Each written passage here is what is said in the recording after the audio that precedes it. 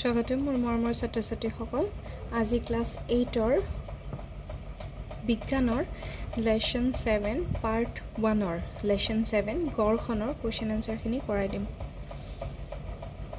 Question number 1 খালি ঠাই পূৰ কৰা।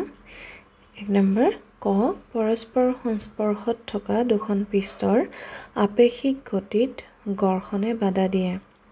খ পৃষ্ঠৰ প্ৰকৃতিৰ ওপৰত গড়খন নিৰ্ভৰশীল। তোমালোকৰ ইয়াৰ কোৱেশ্চনটো মই এক্সট্ৰাকে দেখুওৱা নাই, একেবাৰে কোৱেশ্চন আৰু আনসাৰ মানে খালি ঠাইবিলাক একেলগে কৰি গৈছো, তোমালোকে ভালকে চাই গ'লে গম পাই যাবা। গ নম্বৰ গড়খনে তাপ উৎপন্ন কৰে। কলা দাগ দিয়াবিলাক তোমালোকৰ আনসাৰ হয়। কেৰম বোৰ্ডৰ ওপৰত পাউডাৰ ছটিয়ালে গড়খন কমে। স্থিতি গড়খনতকৈ পিছল গড়খনৰ মান কম। 2 নম্বৰ 4জন ছাত্ৰক ঘূৰ্ণি স্থিতি আৰু পিছল গড়খন বলৰ মান অধক্ৰমত সজাবলৈ কোৱা হ'ল। তলত উত্তৰ কেইটা উপস্থাপন কৰা হ'ল, কোনটো শুদ্ধ উত্তৰ নিৰ্ণয় কৰা। মই ইয়াৰো অপশ্যনবিলাক দিয়া নাই, ডাইৰেক্ট আনসাৰ উঠাই দিছোঁ। ইয়াৰ আনসাৰটো হ'ব গ স্থিতি পিছল ঘূৰ্ণি। 3 নম্বৰ ৰাবিয়াৰ আটাইৰ পুতলা গাড়ীখন মাৰ্বলৰ শুকান মজিয়া, মাৰ্বলৰ তিতা মজিয়াত পাৰি থোৱা বাতৰি কাকত আৰু টাৱেলৰ ওপৰেৰে চলাইছে। বিভিন্ন পৃষ্ঠত গাড়ীখনৰ ওপৰত ক্ৰিয়া কৰা গড়খন বলৰ মান ঊৰ্ধ্বক্ৰমত লিখিবলৈ শুদ্ধ উত্তৰ হ'ব। ইয়াতো মই শুদ্ধ উত্তৰবিলাক মই অপশ্যনবিলাক দেখুওৱা নাই, ডাইৰেক্ট আনসাৰটোহে কৰাই দিছোঁ। আনসাৰ নম্বৰ ক। 4 নম্বৰ ধৰা হ'ল তোমাৰ লিখা ডেস্কখন কিছু পৰিমাণে হেলনীয়া।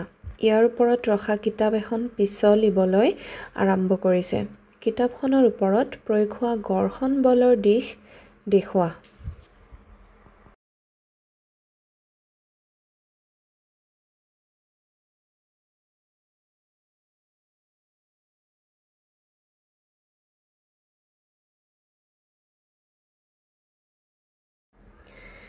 হেলনীয়া ডেস্কখনৰ ওপৰত যেতিয়া কিতাপখনে পিছলিবলৈ আৰম্ভ কৰে, তেতিয়া কিতাপখনৰ ওপৰত প্ৰয়োগ হোৱা গড়খন বলে কিতাপৰ গতিৰ বিপৰীত দিশত ক্ৰিয়া কৰে।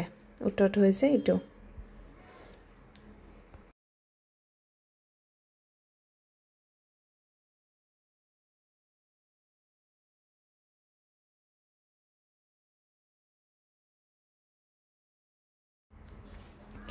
পাঁচ নম্বৰ কুৱেশ্যন দুৰ্ঘটনাবশতঃ মাৰ্বলৰ মজিয়াত তুমি এবাল্টি চাবোন পানী পেলালা।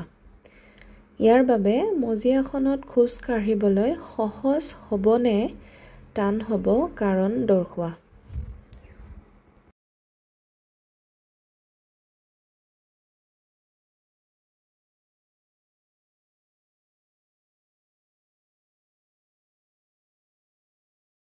উত্তৰ মাৰ্বলৰ মজিয়াত চাবোনৰ পানী পেলালে মজিয়াত খোজ কাঢ়িবলৈ টান হ'ব।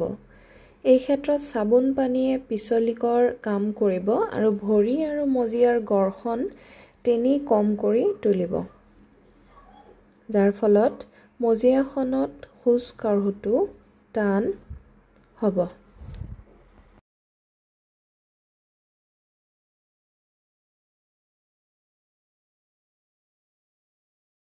6 নম্বৰ খেলুৱৈসকলে গজাল থকা জোতা কিয় ব্যৱহাৰ কৰে ব্যাখ্যা কৰা। উত্তৰ খেলুৱৈসকলে ব্যৱহাৰ কৰা জোতাত থকা গজালে খেলপথাৰ আৰু জোতাৰ মাজৰ গড়খন বৃদ্ধি কৰে, যাৰ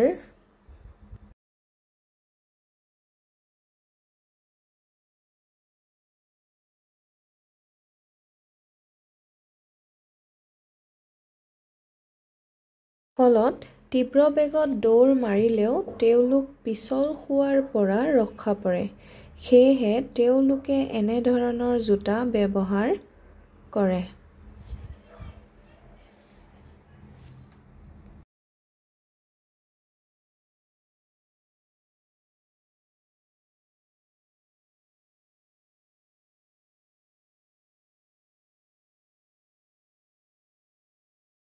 সাত নম্বৰ কুৱেশ্যন ইকবালে পাতল বাকচ এটা আৰু সীমাই একেধৰণৰ কিন্তু গধুৰ বাকচ এটা একেখন মজিয়াত ঠেলিব লগা হৈছে। কোনে বেছি বল প্ৰয়োগ কৰিব লগা হ'ব আৰু কিয়? ইয়াৰ উত্তৰটো হৈছে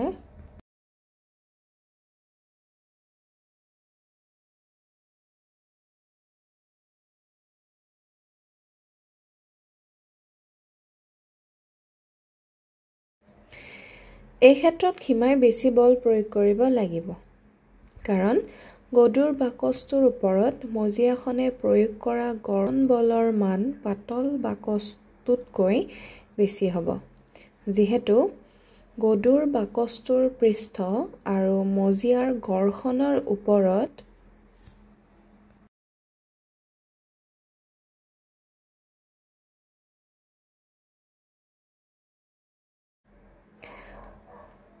পাতল বাকচটোৰ তুলনাত অধিক হেঁচা পৰি আছে, সেয়েহে সীমাই ইকবালৰ তুলনাত অধিক বল প্ৰয়োগ কৰিলেহে বাকচটো ঠেলিবলৈ সক্ষম হ'ব।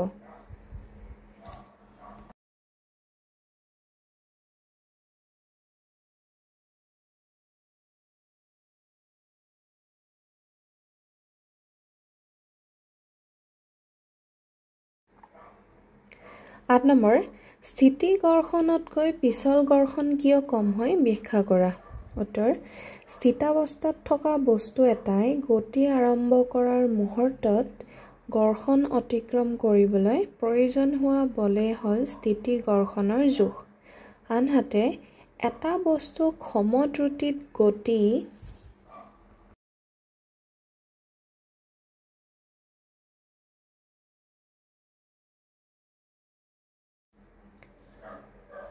কৰাই থাকিবলৈ প্ৰয়োজন হোৱা বলেই হ'ল পিছৰ গড়খনৰ জোখ।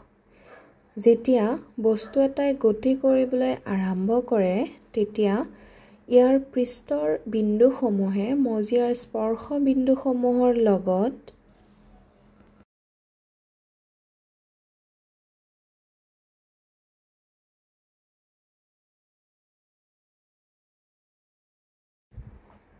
সংলগ্ন হ'বলৈ পৰ্যাপ্ত সময় নাপায়।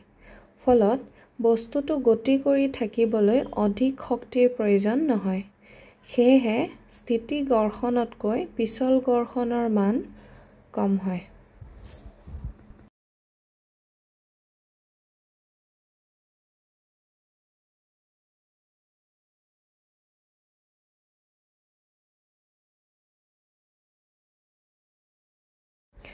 ন নম্বৰ কুৱেশ্যন আছে যে উদাহৰণৰ সৈতে দেখুওৱা যে ঘৰখন শত্ৰু আৰু মিত্ৰ দুইটা। উত্তৰ, গড়খনৰ উপকাৰিতা মানে মিত্ৰ আৰু গড়খনৰ বাবে আমি খোজ কাঢ়িবলৈ সক্ষম হৈছোঁ। তাৰপিছত খ নম্বৰ আছে কলমৰ জোঙা অংশ আৰু বহিৰ্পৃষ্ঠত গড়খনৰ আপত মতলব শত্ৰু। গড়খনৰ ফলতে আমাৰ জোতা চেণ্ডেলৰ তলি ক্ষয় হৈ যায়। খ নম্বৰটো ইয়াত অলপ ডাঙৰ হ'ব। খ নম্বৰটো আছে যে গড়খনৰ ফলত তাপ উৎপন্ন হয়। বিভিন্ন কল কাৰখানা তথা যান বাহনৰ যান্ত্ৰিক বস্তুবোৰ গড়খনৰ ফলতে ক্ষয় যায় আৰু এসময়ত বিকল হৈ পৰে।